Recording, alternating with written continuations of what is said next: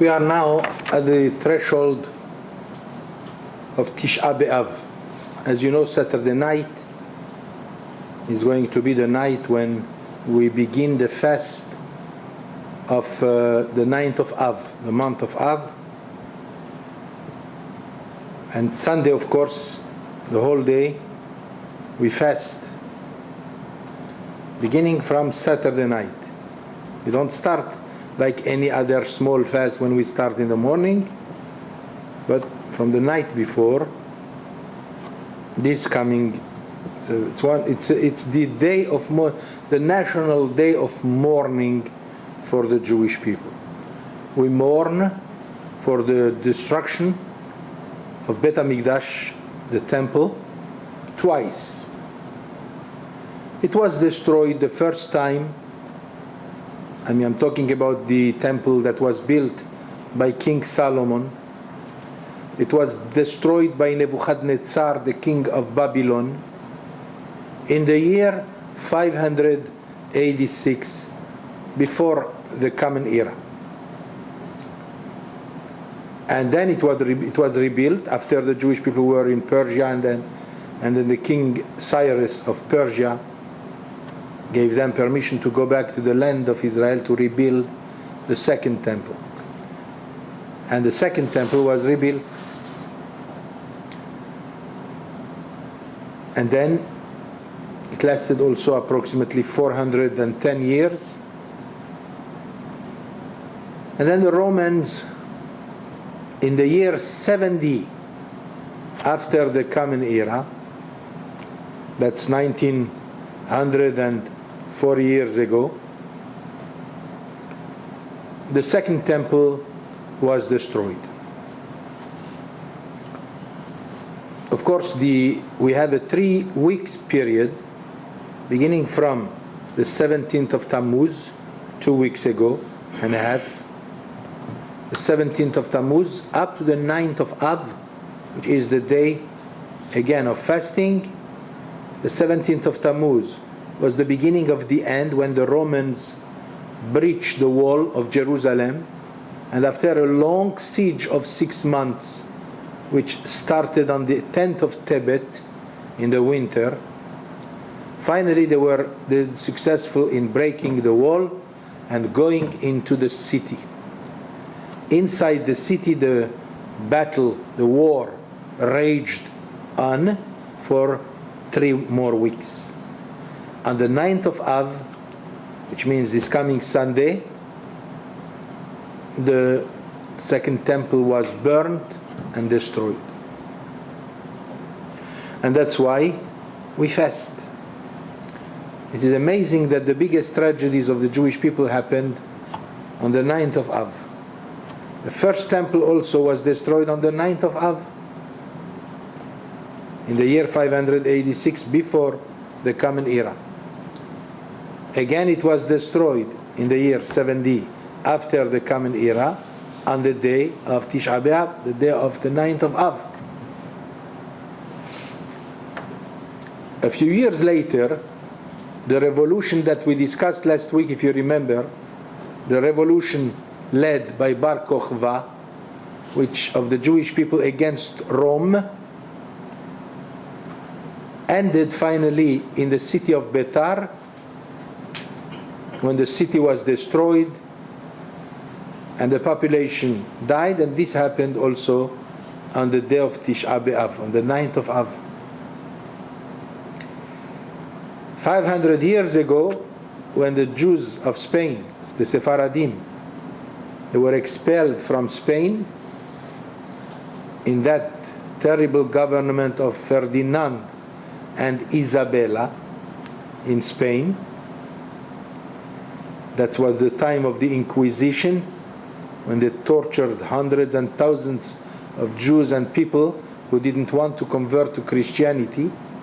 It happened 500 years ago, in the year 1492, the same year that Columbus discovered America, when on the 9th of Av.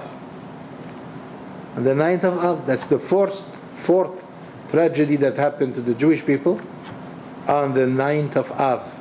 Av is the month, the Jewish month. Finally, you know that the Holocaust,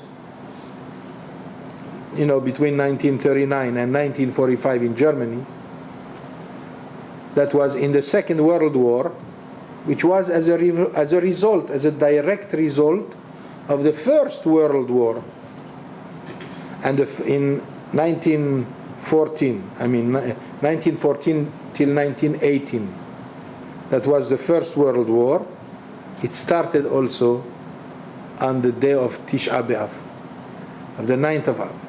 So we understand what our sages said, En pur'anut ba'al ha'olam ela biglal Israel. Even the big tragedy of the World War, which involved the nations, not only Jews, still it happened on the Jewish day of the 9th of Av, which shows that everything that happens in this world has something to do with the Jewish people.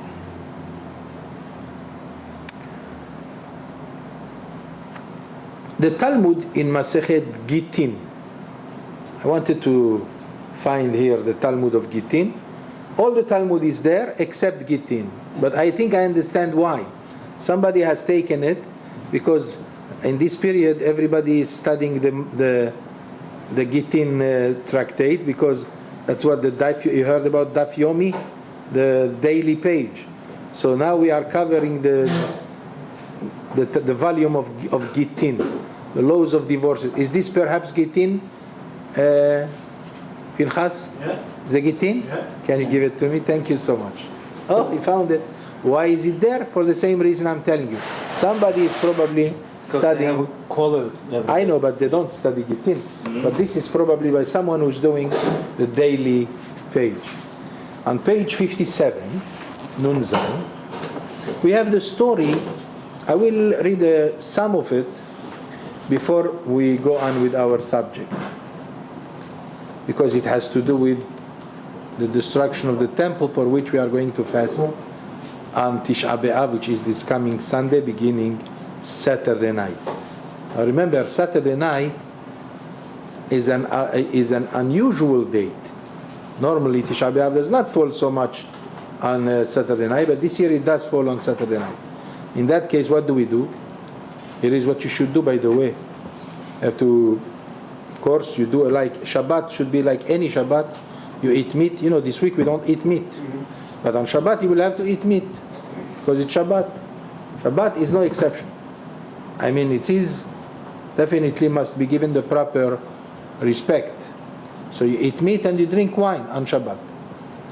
And then on Shabbat afternoon, in the evening, you do also Seudah Shlishit, the third meal. You eat like if it is normal Shabbat, but you try to finish the meal of Seudah Shlishit by sunset. That will be approximately 5 to 8. I think it's 5 to 8 or 8 o'clock. You have to finish eating. And then give yourself a period of half hour. Go home, remove your leather shoes of Shabbat, and you should put non-leather shoes, like sneakers or men and women. Nobody is allowed to come to the synagogue with shoes that are made of leather.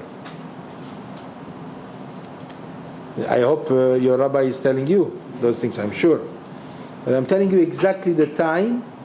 Give yourself about half hour to go home, to put your weekday suit or whatever, something that is not of Shabbat, if possible, and to remove your shoes. And otherwise you have to bring shoes. If you are going to stay in the synagogue in the evening, then you have to bring from Friday your non-leather shoes. This way you can remove the shoes right here before Arvit of Motzai Shabbat, and then put the other shoes which you are going to wear during all Sunday till the evening. Now you know that we are going to sit on the floor. Everybody will be sitting on the floor, not on chairs. When do we start sitting on the floor? Not when it's sunset, because of the respect of Shabbat. The honor of Shabbat requires that we should finish Shabbat, and only around at 9 o'clock, that's when you are allowed. Something like this, more or less. That's when you will sit on the floor with your non-leather shoes and begin the lamentations and the prayers of Tisha B'Av. After we finish the prayer, you don't say hello to each other. You don't say shalom to anybody. You just, that's all. You don't hug the children. You don't kiss them. All from Saturday night till Sunday night. We don't show much love to the children. Why? Because we are supposed to behave with mournful attitude. In the morning, Sunday morning, of course when you go home Saturday night, you don't drink, you don't eat, you just go to sleep. Those who can make it and they don't suffer from their backs, they should try to sleep on the floor. Unless if you have a bad back, then we'll allow you. Otherwise, you have to sleep on the floor. Put something on the floor and sleep on it. Some people do not use a pillow. Very pious people, they will take a stone and they will use it as a pillow on the night of Tisha B'Av. And then you sleep. In the morning, how do you wash your face? You're not allowed to wash your face with a lot of water, and you don't put water in your mouth and gargle like we always do. You just wash, the water that you pour on your hands, when they are still wet, you just rub your eyes, that's all. Or with a towel that is not wet very much, you put on your eyes, and that's how we wash our face for the morning of Tisha B'Av, Sunday morning. Do I sound harsh? That's the law. The rest is up to you. But that's the halakha, Shulchan Aruch. Then you go to the synagogue. Usually we don't talk that much, we just murmur. We go to the synagogue and we sit on the floor. You could bring with you a pillow or even a tool that is not higher than 3 steps, hand breadths. Or usually you just sit on the floor. And that the services of the morning on Sunday morning require, of course, the first part, which is the prayer, silent prayer and Shema and everything. Usually the leader of the congregation does not raise his voice too much. If possible, to open the parochet of the sanctuary of the Echal, the beautiful cover should be removed. And then, depending on how much you know the lamentations, the singing, we sing. It sounds like singing, but it's not singing, it's lamentations. We're crying with poetical songs that were written by the sages of Sfarad in hundreds of years ago. Mourning, the words mourning, of course, for the destruction of the temple. This might take you up to 11 o'clock in the morning. Some even in my shul, for example, it will take us until 12 because we do all the lamentations. And of course you don't have to stay in the synagogue if you can't, as long as you finish the Amidah, which means the silent prayer and the reading of the Torah, and then you can go home if you don't wish to stay. But those who wish to stay, they keep on singing those lamentations depending on their knowledge, if they know. You go home, you rest a little. Some people go to the cemeteries, but no way, you cannot go to the movies. You don't go to the theater. You don't go to the opera. Tisha B'Av.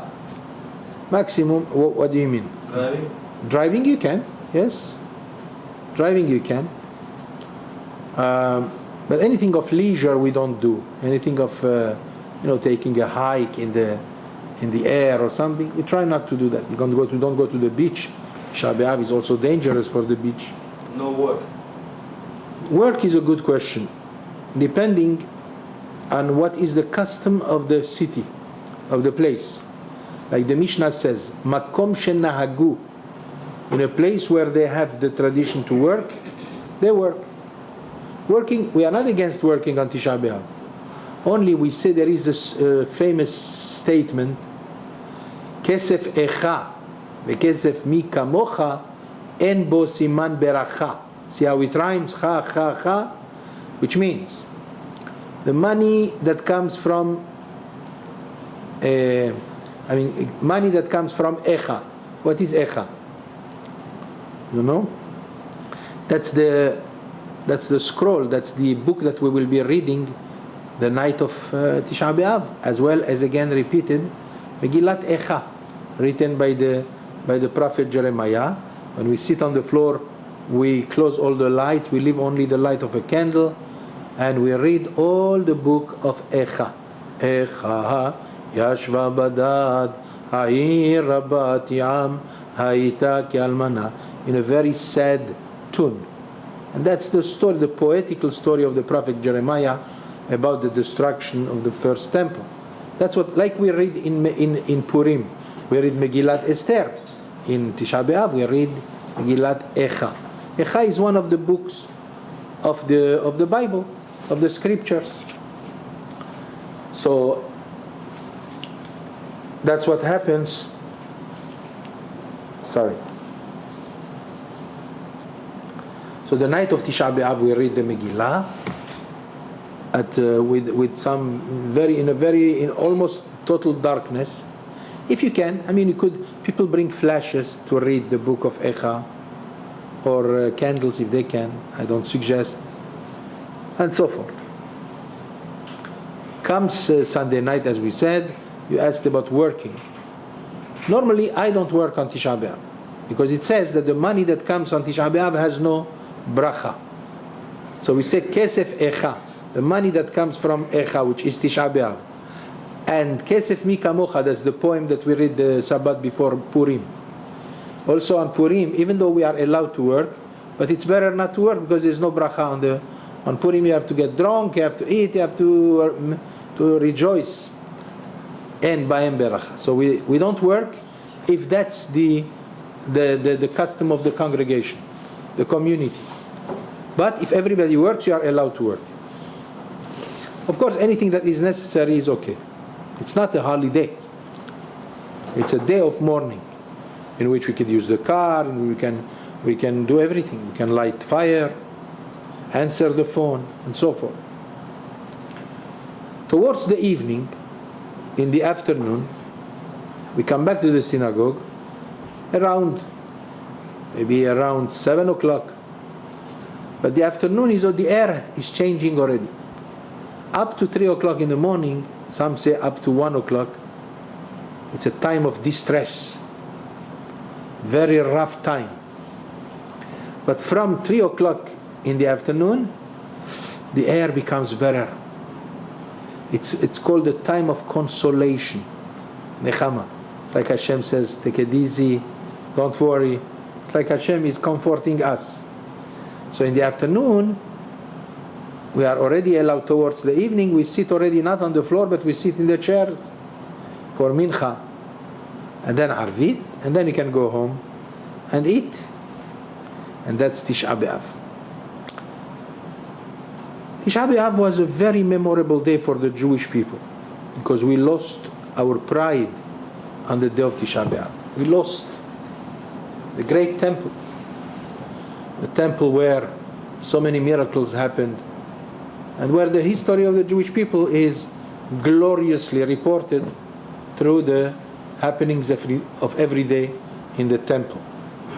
Temple is Bet HaMikdash. As I said before, we had two. One built by Solomon, the other one built in the time of the Romans. Now, there are many discussions as to what caused the destruction. What was the cause of the destruction? There are several reasons why God was angry at the Jewish people. But I just want you to keep in mind that the destiny of the Jewish people carries its own mystery, and that's a plan. From the very beginning, God already decided that that's the way it will be. But at the same time, nature follows its course, and there is a reason. And the reason is that whether it was in the first temple or the second temple, the Jewish people sinned. If the Jewish people were not sinful, we would be sitting with comfort and tremendous peace with superior character above all the nations? Because we have sinned. So therefore, and because we did not listen to the words of the Torah, and we did not listen to the words of the prophets, so God said, I am going, instead of destroying you, I'm going to destroy my own house. That's what the Talmud says. That God spent His anger on the stones, and even though a lot of Jews died in the war, many thousands of Jews died, but the glory of the Jewish people was brought to an end with the destruction of the temple. That's why we mourn for it on the national day of mourning, which is for the Jewish people, which is Tisha B'Av, the 9th of Av. The Talmud tells us that the truth was that they almost proclaimed the fast for 2 days, the 9th of Av and the 10th of Av. That's what the Talmud tells us. Why is that? Because the burning of the temple started on the 9th and ended on the 10th. So the 10th was the complete destruction, where the 9th was the beginning of the destruction. So what's better? There was a big debate between the sages in the Talmud whether we should fast on the 9th or we should fast on the 10th. At the end, they decided that we should fast only on the 9th. And the question is, why didn't they decide that we should fast both days? It's very simple. Because the Torah does not require from us to do something that is above the capability of a human being. Which means the Torah does not demand from us too much. The Torah will never ask from us to do something that is very difficult. Only something that is humanly possible. That's the reason why we don't fast 2 days. We should have been fasting 2 days. You see, on Purim, Queen Esther fasted for 3 days, but we fast only for 1 day. And the question is why? If she fasted for 3 days, we should fast for 3 days also. The answer is, En gozrin gezerah ala tzibur she'eno yachol la'amod ba. We do not proclaim a decree when we know that all the Jewish people are not capable of doing it. So see, it is known that not everybody can fast 3 days. Not everybody can fast 2 days. So therefore the halachic decision was 1 day. Yom Kippur is something else. That's because of the sins. It's a day of purity. That's a holiday. But we fast. But Tisha B'Av is a day of mourning. Like we sit and mourn for somebody that we lost.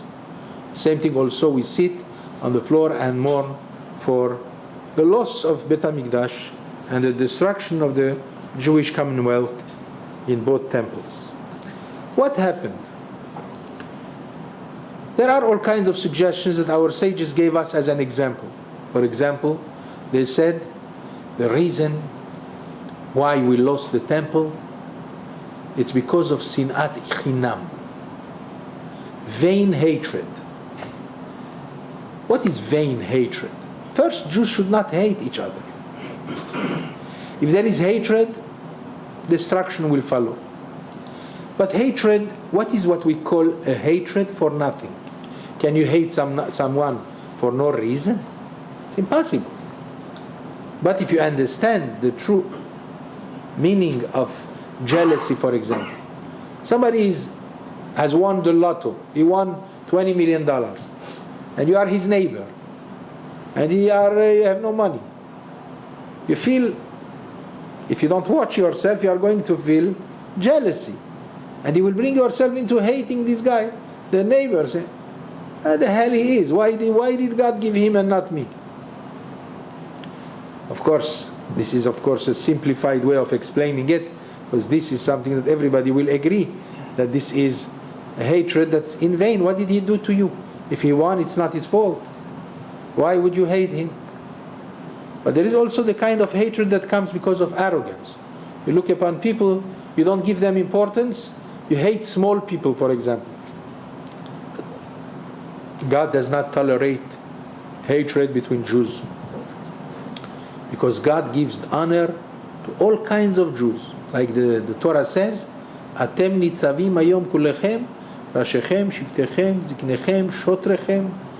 Every one of you, whether you are the general, to the shoemaker, or from the king to the guy the carpenter, or even the guy who carries the water from house to house.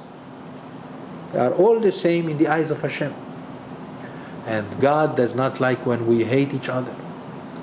Since there was a corrupt hatred, jealousy, and gava, it's called in Hebrew sinat chinam, vain hatred, so God brought upon us the destruction of the temple.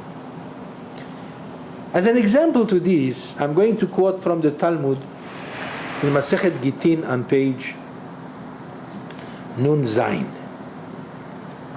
Is it Nun Zayin or Nun Vav rather? 66. A little before that. A few lines before that. The Talmud says the following. Akamtza ubarkamtza charuv Yerushalayim. Why did we lose? Why is it that Jerusalem was destroyed? When we say the destruction of the temple, you have to have in mind that it's also the city. Jerusalem. Why was it destroyed? The Talmud gives us an example. It's not the only reason, but it's an example from which you will understand what was the attitude of people then. You could call it, if you want, phlegmatism. You know what is phlegmatism? To be cold-hearted. You don't care about what's happening to your fellow man. That feeling, if it is aggrandized by many, many kinds of examples, it becomes terrible. So apparently this was one of the problems among Jews, even though they were religious. So the Talmud gives us a story from which we have to learn how was the attitude. There were two people. One is known as Kamtza, the other one is Bar Kamtza. The truth is that in those days, Jews were changing their names to Roman and Greek names. So Kamtza means Kamsis. Kamsis is a Roman name. There were two Jews. One by the name Kamsis, and the other one was Bar Kamsis. Very similar.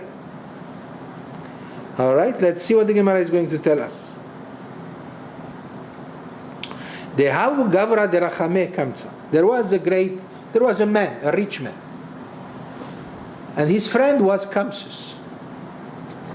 But at the same time, he hated another guy by the name of Bar Kamsis. You understand the point? Two people, almost similar name. One of them was the friend of that rich man. The other one was in fact his enemy. Avad Seudata. The rich man had a big affair. Let's say he had a wedding or something, so he had a big feast. So he invited everyone.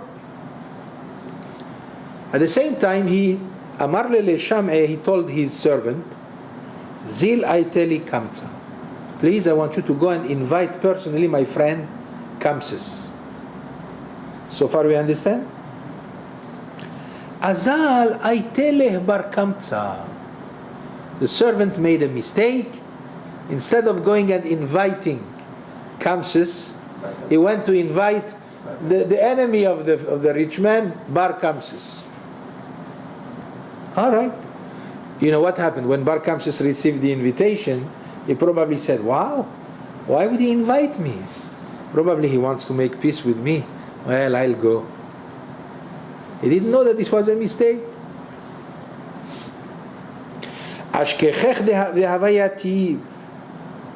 Amale mich dehu gavra ba'al devava dehu gavra hu. Mai ba'itacha.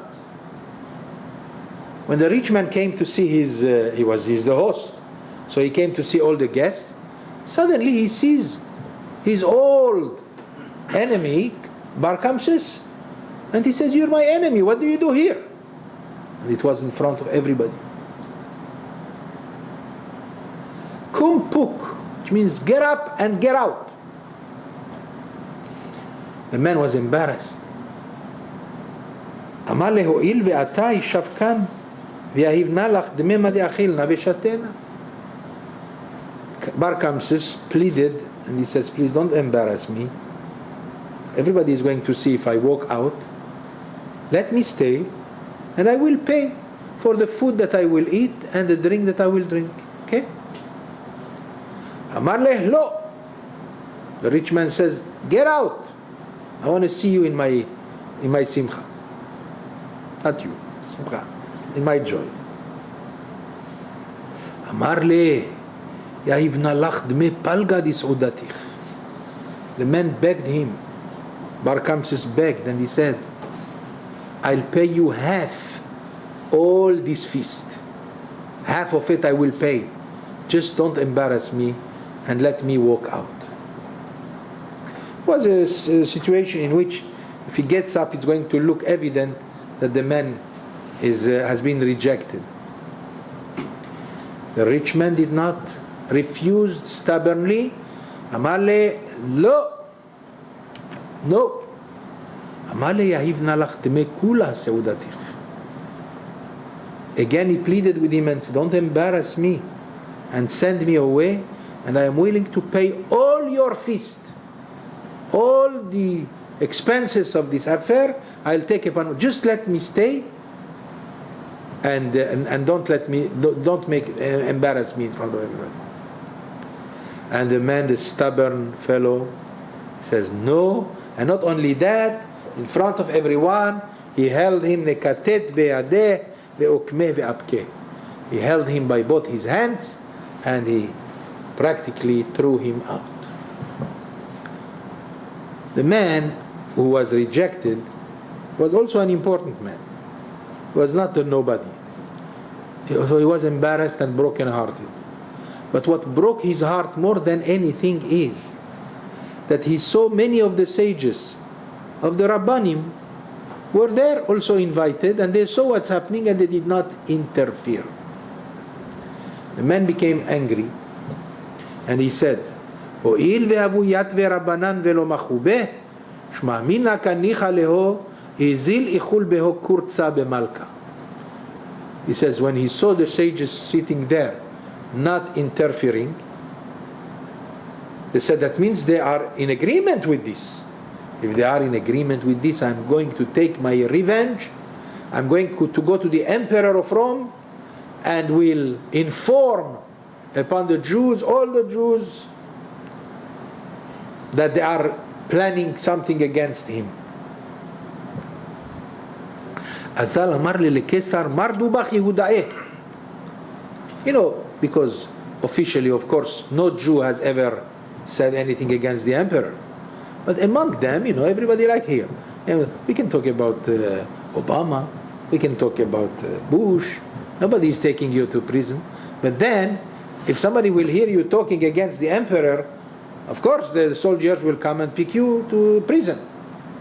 So, as long as Jews were among themselves, nobody thought that a Jew would go and become an informer and betray the Jewish people, no matter how angry he is. So that's why they spoke among them all kinds of things against the government of Rome, you know, against the empire of Rome. So he went, this guy said, I'm going to inform and tell the emperor that the Jews are rebelling against him. Amale miyemar. But you see, the emperor of Rome is not so easy also to convince and to take up an army against the Jews. He says, give me a proof. Who's going to tell me that they really are rebelling against me? Are you following me? Amale shadar leo kurbana chazit ime karvin le. He says, I'll give you a suggestion. The man said to the emperor, send as a gift, send an animal, a lamb. Take a lamb and send it as a gift to the Jewish people, that they should sacrifice it in Bet HaMikdash, in the house, in the temple.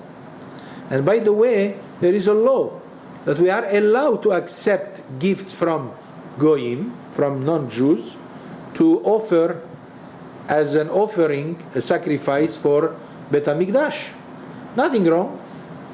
Only this guy was planning a very bad thing. Look what happens when hatred goes in the and revenge. That's what happens, unfortunately. He became so enraged that he didn't care about his own heritage. He betrayed everything, and he And he gave the suggestion, send them a korban. If they will sacrifice it, he said to him, that means there is no rebellion. But if they refuse, that means they see that they are against you. So the emperor said, okay. He prepared the lamb or a cow, something like this, and he sent it to the Jews. The problem is, on the way, this man made sure that he came and he performed a little surgery on the cow, and he caused the cow a little blemish. Let's say he perforated the eye, or he caused some kind of wound in the ears of the animal.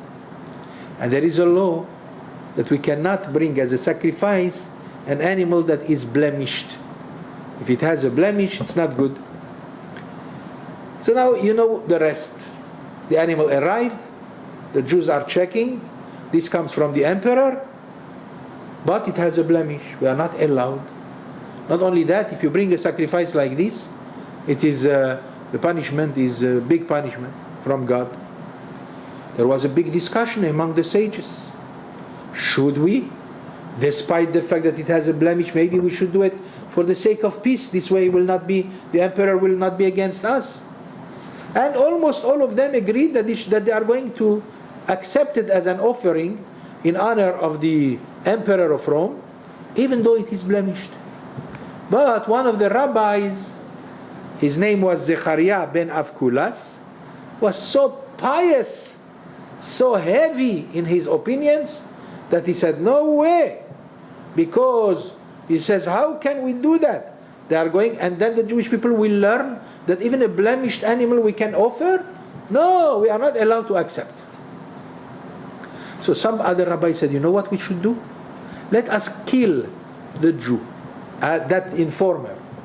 I mean, you kill him, and then we could tell the emperor that we did accept, thank you very much. He will not know. How will he know that we did not accept it? Unless if this Jew will. So let's take care of him.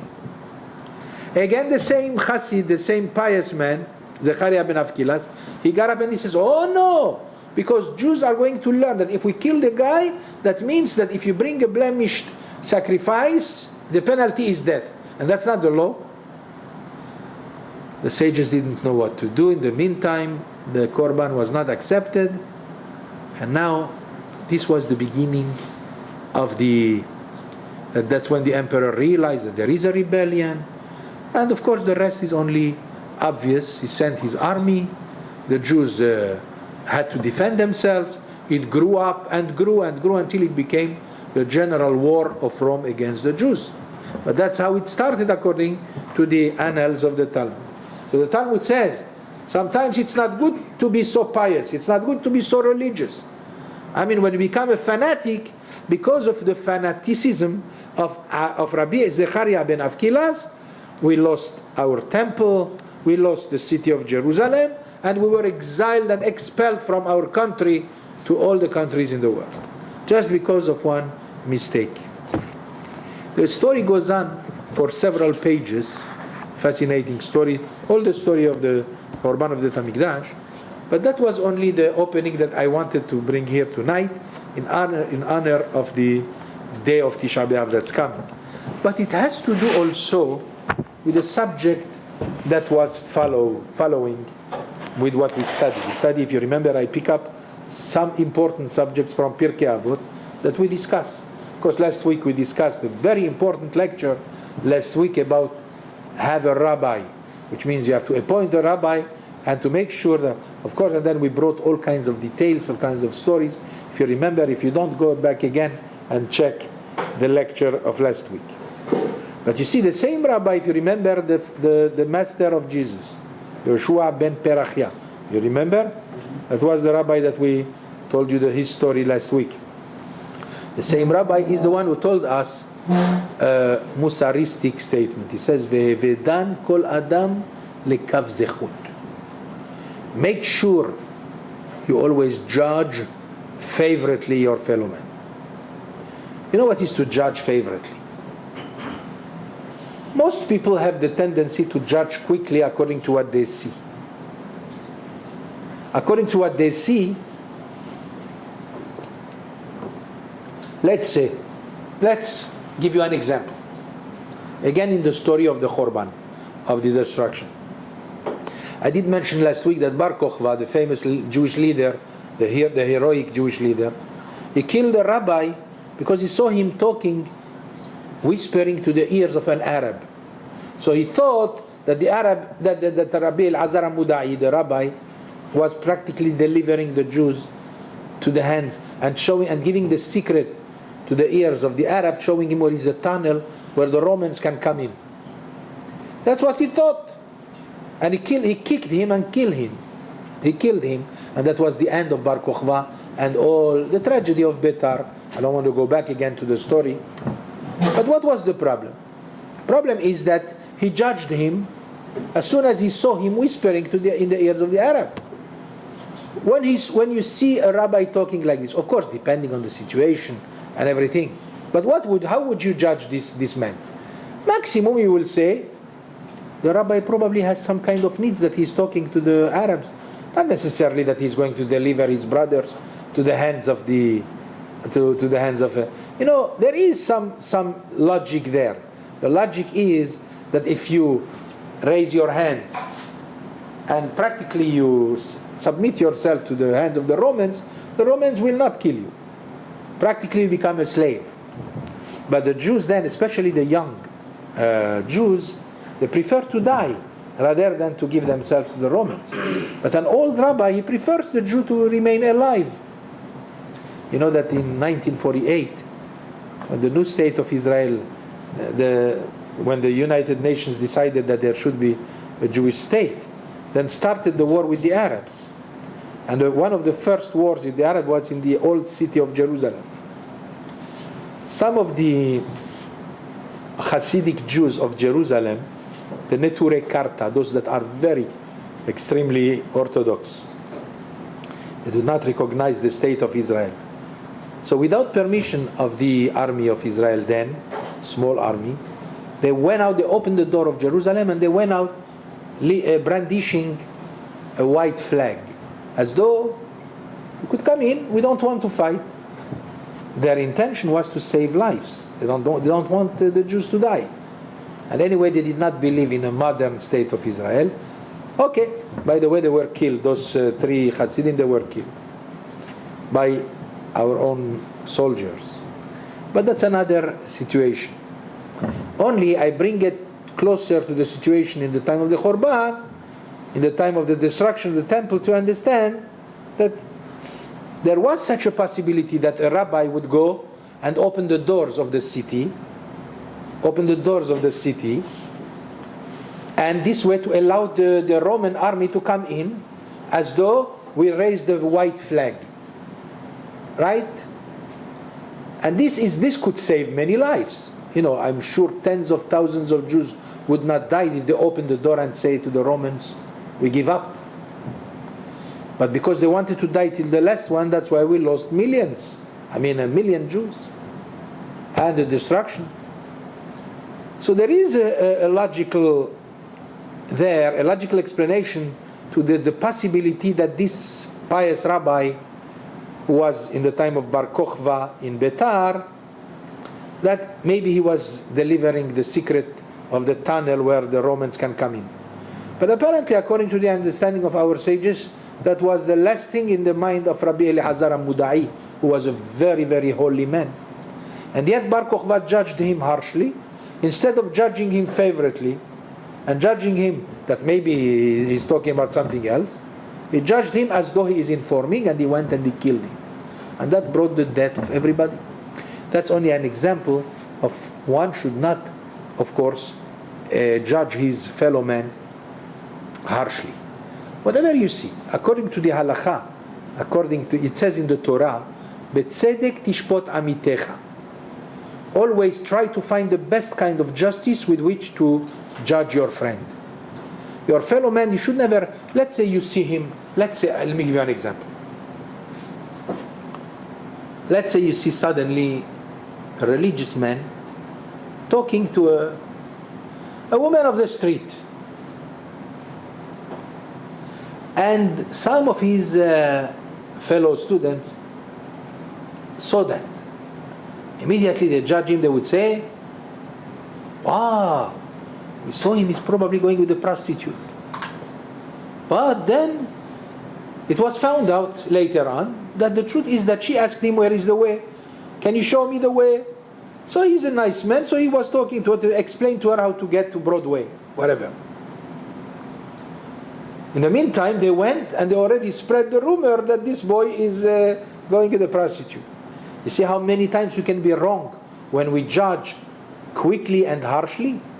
There is a story in the Talmud, Masechet Berachot, a tragic story of a student. I just remembered it now. There is a story of one of the students of the yeshiva in the time of Rabbi Chia, in the yeshiva of Rabbi Chia. One day, it's a nice story. This student, he went one day, he made a mistake. Let's say he has a temptation and he has Yetzer Hara, his temptation. And he heard about a certain beautiful woman that accepts people. He went to her. But, I'm sorry, that's another situation. Let me repeat myself. This is a true story, by the way, of a student who went to a beautiful woman, and then when he removed his cloth, he found her naked on a bed of gold and beautiful. He needed a fortune to go to that woman. So when he saw, he removed his clothes. He was ready, and she was ready. And then he saw his tzitzit. The tzitziot, the fringes of the tzitziot, slapped him on his face. And then he realized, oh my God, what am I going to do? And immediately he put back his clothes and he says, I'm sorry, I'm leaving. Keep the money. And then she was startled. She said, what's the matter with you? What? Did you find something bad in me? Am I not beautiful for you? He says, believe me, you are as beautiful as the sun. But let me go. I cannot betray God. She couldn't understand. She was overwhelmed. A woman who's every day she got generals and commanders. Everybody the rich people came to her. And suddenly here is a guy, after he almost was ready to do like Yosef at Tzaddik, and then he left her like this. She was so overwhelmed. The Talmud tells us she got up, she was very rich. She gave a third of her money to the government, another third of her money she distributed to the poor, and with the last third of money she took up her ship and she went looking for that boy. She went from place to place until finally she was informed that he is in the yeshiva of Rabbi Chia. And she went to the rabbi and she told him, Rabbi, I'm not a Jew, but I want to become Jewish because I'm overwhelmed. He came to me and he found me and everything, and then the last minute, by looking at his tzitziot, the tzitziot of the talit, it slapped on his face, he stopped and he left me. This is unbelievable. I want to become a Jew. And the Talmud tells us that Rabbi Chia was so emotionally overtaken. Of course, after a while, they taught her and they converted her and everything, and he permitted his student to marry her. She was in heaven. They decided, let him take her not with a prohibition when it is forbidden. Let him take her now, mutar, in a way that is permissible. But that's a different story. I was confused, but since it came, it means from heaven that you need to hear the story. The other story that I wanted to tell you that has to do with judging favorably is brought in the Talmud in Masechet Berachot, where we find the poor student of the yeshiva. In the old time, when they went in the bathroom had openings, some like windows towards the outside. They didn't have windows with glass. They just had an opening on the top. A boy of the yeshiva, a young man, he had his tefillin in his hands, and he wanted to go to the bathroom. So where is he going to put the tefillin? So he put it on the top of that opening of the window that opens to the outside, and he did his needs in the bathroom. In the meantime, a woman came, a prostitute who was passing by outside. She saw the tefillin, she took the tefillin, And she took it. The student got out, where is my tefillin? Oh my God, I lost my tefillin. Bye-bye, that's it. He went back to the yeshiva, what can he do? The next day, this woman came to the yeshiva. And she said, where is the guy who was with me yesterday? I hear here is his tefillin. He was with me and he did not pay me. The poor guy didn't do anything, right?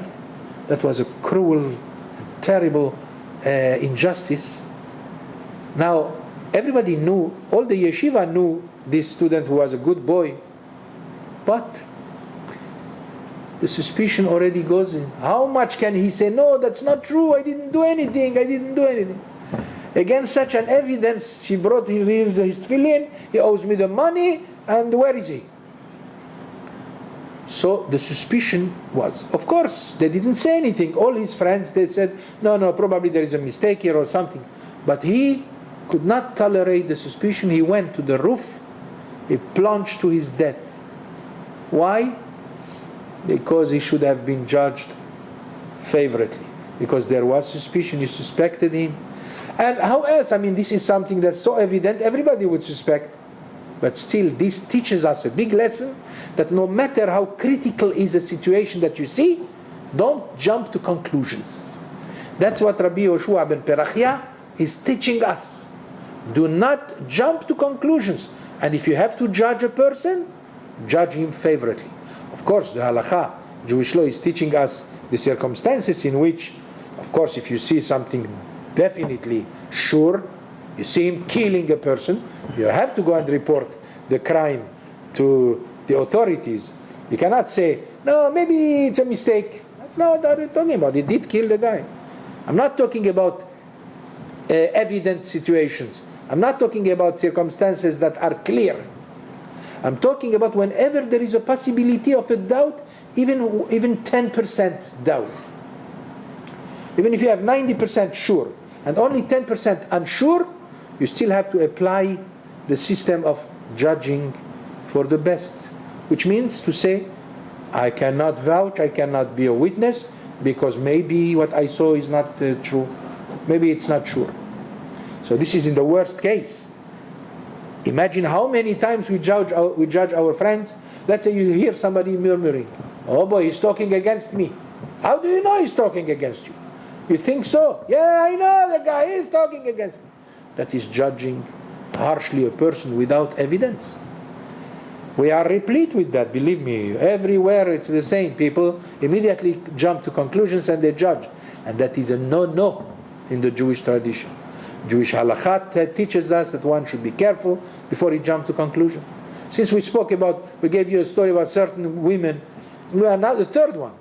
One of the most illustrious and prominent rabbis that exist in the modern history of the Jewish people was 150 years ago, Rabbi Israel Salanter, the darling of the Jewish people, the father of the Musar movement, the ethics. One day, he was seen on a bridge talking to a woman for 2 hours. And people passing by and said, this is Rabbi Israel Salanter. He doesn't have how come he has so much time to waste with a woman? I'm not allowed to talk with a woman that long. You know that you are not allowed to talk with a woman too much. We learn this, al tarbe sicha ima isha. Unless if it is necessary. Whatever is necessary is necessary. I wish I could give you another story from the Talmud, but that would exaggerate the situation. But it's very clear that one should be, you see, there is another story in Masechet Eruvin, we find page Yud Gimal, there it says the wife of Rabbi Meir, the famous Bruria. 2,000 years ago, there was a woman, very smart. She was the wife of Rabbi Meir Ba'alanes, and her name was Bruria, and she is brought in the Talmud in many stories. Every woman of Israel wishes to be like Bruria. She was a very strong woman. And one day she was passing on and a young man who was to become the great Rabbi Yossi. But before he was still a young man. So he was going on the way, not knowing the way to how to arrive to Lod. You know where is Lod? Where you have the airport of Israel. Ben Gurion Airport is in the city of Lod. near Tel Aviv. So Rabbi Yossi was going his way, a young man yet, and he didn't know his way. Suddenly he saw Bruria, the wife of Rabbi Meir. And he says, Madam, can you please do me a favor? Can you come and tell me can you explain to me clearly how do I arrive to the city of Lod? What's wrong with that? But she hollered at him and she said, Reka, stupid. Aren't you supposed to talk less than that? You don't have it. I am a woman. You don't tell me. You don't talk that much. All you have to do is to tell me, hey, Lod. And I would understand you on the way to Lod. That's an example to show you that about talking. So Rabbi Yisrael Salanter was seen talking for 2 hours with a woman. And the people know Rabbi Yisrael Salanter is the master of Jewish ethics. And nobody really suspected him of anything. He must have had a reason. Later on it was found out that this was a woman who was going to commit suicide. And he saw her and he came to explain to her how important it is to live in the world, how beautiful is the world. It took him 2 hours to convince her. Of course there is no greater and more noble reason than that. But in the meantime it teaches us not to judge harshly. Hevedan kol ha'adam lekav zechut. Any kind of person, you have to judge him favorably. There is a possibility of a mistake, I'm not saying no, but at least if you are not sure about the situation and really sure, clearly sure, you are not allowed to judge a person. Maybe you'll make a mistake. You know how many times people are being killed and they are innocent, they are executed, and only after they were killed they find out that they were innocent. It happened only a few weeks ago, I heard, in America. He spent years and years in prison. At the end they found out that he was not the culprit. So now we still have some time. Let me tell you another story that teaches us this wonderful philosophy to judge favorably. Ladun kol adam lekav zechut, to judge everyone on the side of merit, meritoriously, not on the side of the negative, but always positive. You should always say, he probably meant well, he probably did well. Never to judge the other way, unless if you are sure, of course. There is a story of a great Rabbi, Rabbi Yehuda bar Rabbi Ilai, known in the Talmud as Ma'aseh B'Chassid Echad, a pious man. In the old time, about 2,000 years ago, many times the Romans used to come and kidnap Jewish girls or Jewish boys. They would take the boys as slaves, and the girls, they would take them in captivity. And then the Jews had to collect money in order to redeem those people. They would ask a ransom, big ransom for it, and that's how that used to be. Unfortunately, it happened many times. Many rabbis were in charge of collecting the money to go and liberate, to pay the ransom for many of those who fell in the captivity of Rome. One day, a young woman, a beautiful woman, Jewish woman, was redeemed. Rabbi Yehuda went with his disciples to pay the ransom. Now she is free and she has to go with them back to the city. Took them it's a long time to come back. They had to spend the night in a hotel. Now he has 10 of his students were with him. Pay attention to this story. The rabbi is one of the greatest that we have in the history of the Jewish people. Rabbi Yehuda bar Rabbi Ilai. We go to his grave between Tiberiad and Tzfat for prayers. And he was known as the Chassid, pious. But he said to the girl is with them, and they are going to spend the night in the hotel. All of them. With whom the girl is going to spend the night? They cannot let her alone. She is still under the trauma that she went through. And they cannot leave her alone. She has to be with someone. Who with whom? With the students or with the rabbi? The rabbi is going to have to give a decision And he decided to take her with him in the room. Pay attention. Hishkiva tahat margelotav. He put her to sleep right at his feet. In the bed also, but his feet. Lemachar yarad vetaval. The problem is to add upon a situation that is anyway complicated, full of suspicions, who knows by whom, that in the morning they saw the rabbi going to the mikveh. Usually in those times, when a Jew went to the mikveh, it's because he was with his wife the night before. So immediately they said, well, his wife is not with him. There's only one girl here, and that girl spent the night in his room, and now in the morning he goes to the mikveh. That means probably he made mayhem with her, who knows. But the students did not dare say a word. He came back from the mikveh, and now the students they sat down even though they were still in the hotel, but a class must be given of Torah. So he sat down to teach them. But before he started to teach them, he says, "I'd like to ask you a question, my students. When you saw me taking her in my room and putting her asleep near my bed, how did you judge me? When you saw me going to the mikveh in the morning, how did you judge me? What was that in your mind going on?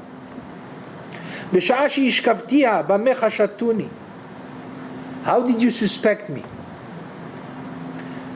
So they said to him, "Amarnu Ishema yesh banu talmid she'eno baduk leRabbi." So they said to him, "Rabbi, we did not suspect anything. We all said that probably the reason you took the girl with you, because you don't know all of us. We are 10 disciples. Some of us are not still known very much by you. So you don't know us, which means you don't know how pure we are. So you didn't want to take any chance, so you took her with you. You trust yourself, so that's how we thought. Thank you." And then he says, "When you saw me going to the mikveh, what did you have in mind?" They said, "Well, listen. For a week we were walking. You know what happens to a guy after a long march?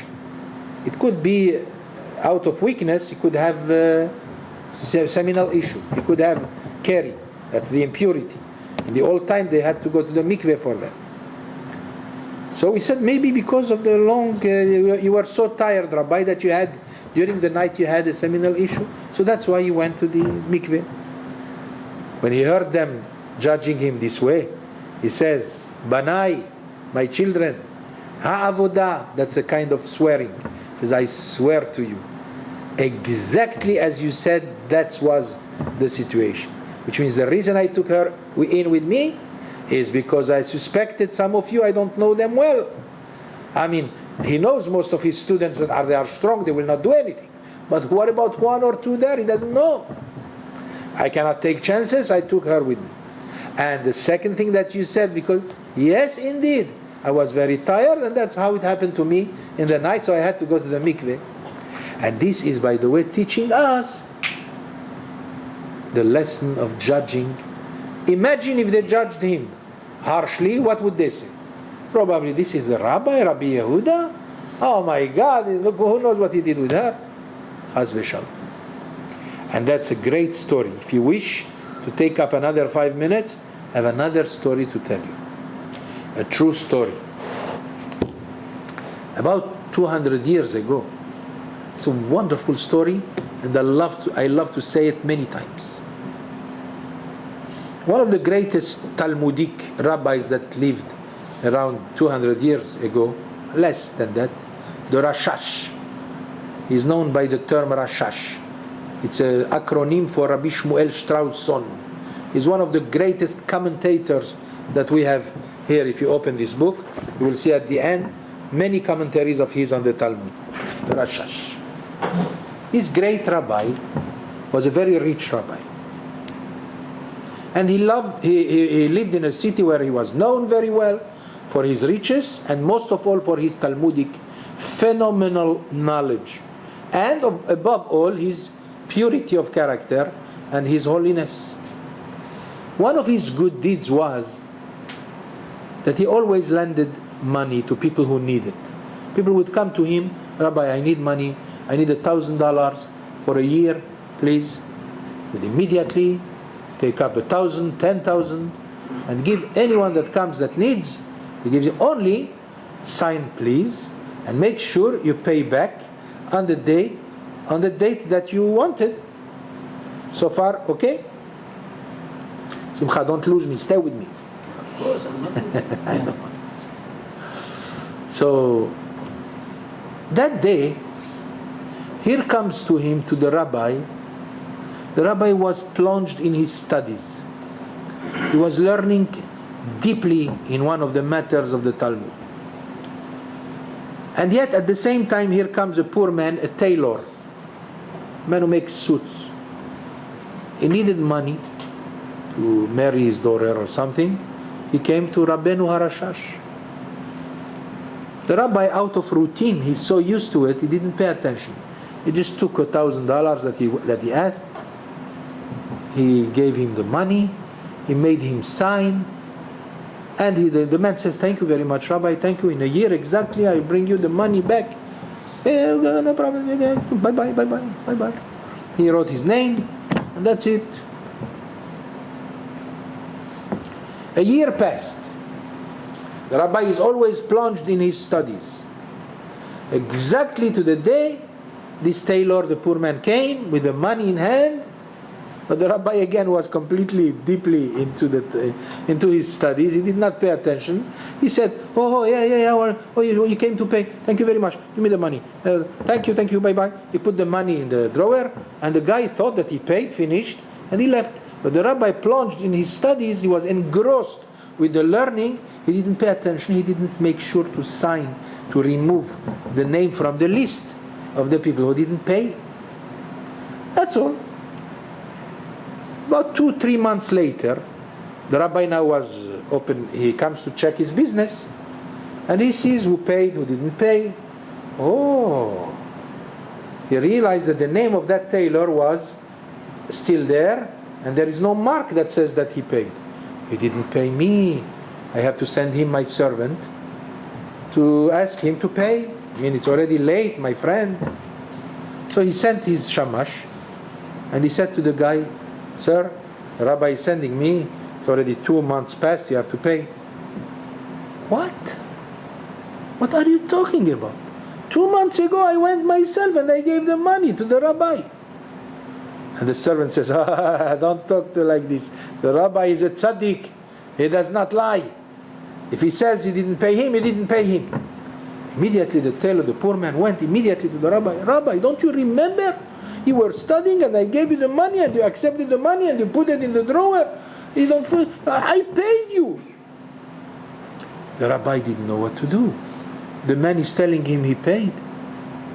Okay. You said he paid? Okay, he paid. The rabbi doesn't care about the money. You said to pay, you paid. Of course he was not convinced because he didn't sign. It was an exception of a mistake that the rabbi made that once in his lifetime. But still he didn't do anything. He said, okay, sir, you paid, bye-bye. I'm going to write down that you paid. In the meantime, the whole thing was heard by the servant. And the servant went and he started to spread the rumor that this tailor did not pay. The rabbi, our beloved rabbi, did not receive the money. And he, not only that, he has the chutzpah to come and say and defy the rabbi to tell him that he lied, as though he lied. And he said that he paid. You know, when a rumor starts spreading, people don't check. They don't check the situation exactly. They just go on, it spreads, and now wherever this tailor goes, he goes to the synagogue, nobody talks to him. He wants to be called to the Torah, the Rabbi doesn't call him to the Torah. What's the matter? What did I do? Why do they behave like this? So somebody probably came and said to him, get out of here! How dare you! You owe money to the rabbi and you don't pay him because you take advantage of his great nature and that you didn't pay. We don't want to have anything to do with you. The man says, I paid. Wherever he went, he was not accepted. He went to the other synagogue, rejected. The other synagogue, rejected. Nobody came to him for business. The poor guy, he had some business with doing suits for people. Nobody wants. And he has other daughters to marry. And he has no money. What is he going to do? At the end, he closed his little house. He closed everything and he left the village and he went elsewhere where he can live. Some time passed. Now Pesach came. And you know, in Pesach, everybody is cleaning. The rabbi also was helping his wife to clean. So he was cleaning a vase that was near the table. Inside the vase he was cleaning from chametz. Suddenly he sees $1,000. Oh my Lord, that's the $1,000 of his tailor. He came and he paid. Oh my God, what have I done? What have I done? What have I done? In the meantime, he asked the servant and he asked people and they told him, oh my God. The man was crushed and he was hated by everybody and he left. We don't know where he is. He says, help, he says, the rabbi, help. I want to go and beg him to forgive me. Beg him to forgive me. Where is he? They kept looking for him. Nothing. They don't find him. The rabbi closed his house. He gave all the money to his wife and children and he says, I am going with my cane myself and spend even months till I find the guy. It took him months until he found him in one of the villages in Eastern Europe. And he's there. And the Rashash, the great Rashash, famous Torah scholar, he came to him. You remember me? I am the Rashash, the rabbi. So the man said to him, of course I remember you, Rabbi. How can I forget you? He said, I came to beg your forgiveness. I didn't know. I was not paying attention when you came to bring me the money. And I put your money in the vase, and I forgot completely about it. And later when I came to check, I thought that you never paid. Please, forgive me. I'll give you anything. Tell me, I'll give you anything. So the man says, Rabbi, what can you do to me now? I'm already destroyed. I'm finished. You destroyed my life, you destroyed my family, you destroyed everything. You ask me to forgive you. How can I forgive you? The rabbi was lost. He says, it's impossible. What should I do? What should I do? Suddenly, an idea came to his head. The Rashash is the richest rabbi in his city and the noblest. I mean, he doesn't get married with anybody. He gets married only with kings and princes. But in this case, he said, sir, you have a daughter? Yeah, of course I have. I have a daughter. I have a son. Would you like to be my mechutan? You marry my son? Give me your daughter to my son? To be married to the Rashash? The Rashash was the greatest rabbi then. Of course he agreed. What was the idea, the great idea about that? Because the man told him, even if you are going to say that, even if you ask me forgiveness, but the people are convinced that they probably will say that you are a tzaddik. So that's why he says, because he said to him, don't worry, I'm going to go to every synagogue and proclaim that I was mistaken. He says, nobody is going to believe you. They know that you are a very righteous man, a very good man, and he took upon you the blame, and that's all. So he had to find some kind of stratagem, an idea, a brilliant idea. He said, if we get married, then obviously they will know that I made a mistake, not you. Because how can I take a mechutan that's a ganav? I'm not going to take I cannot allow my son to marry the daughter of somebody who has stolen money. That means if everybody will agree that if I took you as my gender, as my mechutan, automatically you are clear of any. That's a tremendous story. It's a true story, by the way, reported and everything, to teach us how important it is not to judge harshly anybody and not to jump to conclusions. Somebody told you, for example, how many times it happened? You know, I was in Israel 2 weeks ago, and there was a big problem in the synagogue, and I asked the Rabbi, I said, where is Mr. So-and-so? He says, he left us. Why? He used to read the Zemirot for you. He left us. He's not a good man. I said, that's impossible. I know he's a good man. I met him outside when I left. He was coming from another synagogue. I said to him, come here. What's the matter with you? Why did you live here? I don't want you to live from this synagogue. That's my brother, where my brother prays. He says, this Rabbi is a Rasha. He does not remember. He's an old man. I paid him all I owed for the donations. And when I came to me, he came to me and he says, I didn't pay anything. What kind of man is this? Now, nobody will ever know who's right. Is the Rabbi right or the man is right? The problem is that we have to judge favorably. He said he paid. Fine. He paid. A good Rabbi would say, okay, you said you pay? Fine. I'm writing down you pay.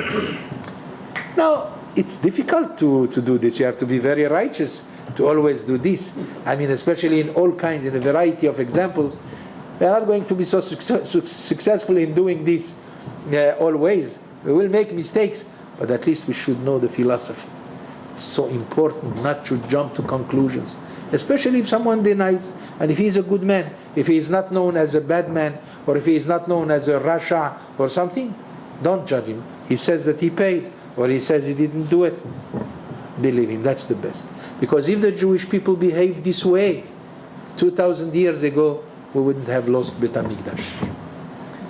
So have a good night, my friends. I wish you an easy fast for Tisha B'Av, and we'll see you after Tisha B'Av in Mirtzeh Hashem. Thank you. Chazak Baruch. The words of tonight to the memory of my mother, Hannah Bat Miriam, whose your site is tomorrow night. Thank you very much.